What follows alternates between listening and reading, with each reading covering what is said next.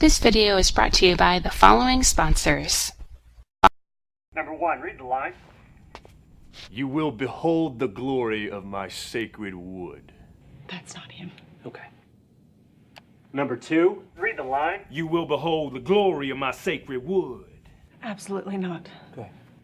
Number 3. You will behold the glory of my sacred wood. That's him. Every year, 1 in 5 gamers is accosted by an elf. We're tired of elves. What's up, Lorehounds? iTZKooPA here. I'm back with some Blizzard information. This time it's actually not of the BlizzCon 2010 persuasion, so nice break from that finally. It's actually still about Blizzard, like I said. It's on the World of Warcraft issue 3 magazine. This just came in the mail.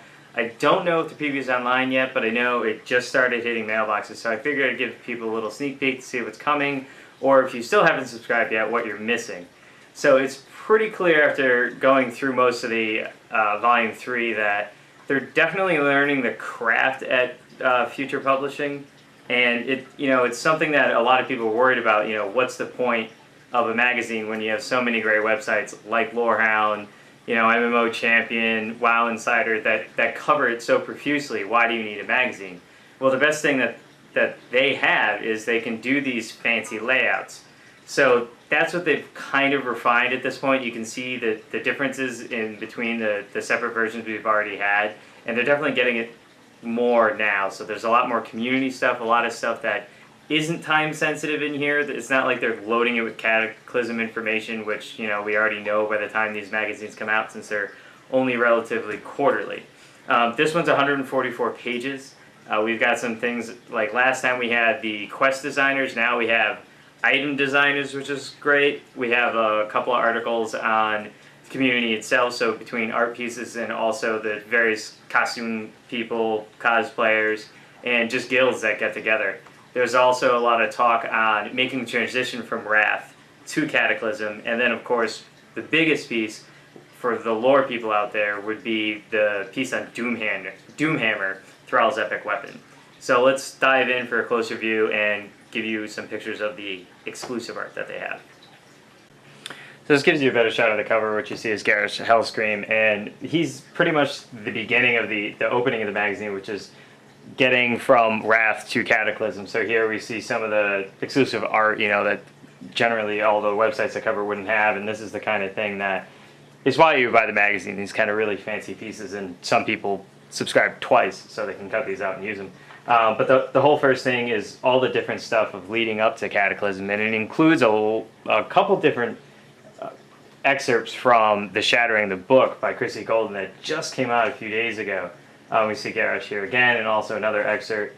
And then the really interesting thing is this part, where it just gives us the major players on all the different sides, who we care about, why, and what they may do in the upcoming Cataclysm. From there, we go to a big story on Chris Metzen, which, as you know, is the guy who created all the worlds for Blizzard.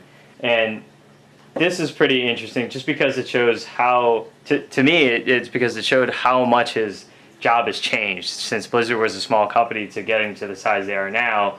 He used to be more hands-on doing a lot of the stuff, and now he's in meetings. I think he said 8 or 9 meetings a day.